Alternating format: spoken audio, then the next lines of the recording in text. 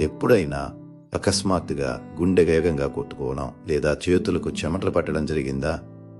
ఏ ప్రమాదం లేకపోయినా ఎందుకు అలా భయం వేస్తుందో తెలుసా? ఆ కొన్ని సెకండ్లలో మీ బ్రెయిన్లో అసలు ఏం జరుగుతుందో ఇప్పుడు చూద్దాం. మన బ్రెయిన్లో అమిగ్డలా అని ఒక చిన్న పార్ట్ ఉంటుంది.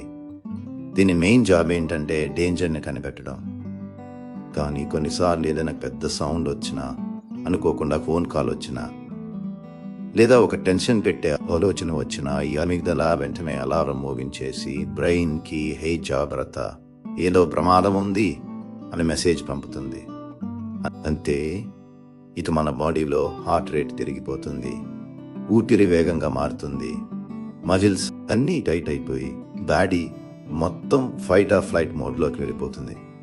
అందుకే ఒక్కసారిగా యాంగ్జైటీ వచ్చినప్పుడు మనకి ఏదో పెద్ద డేంజర్ ఎదురైనట్టు అనిపిస్తుంది.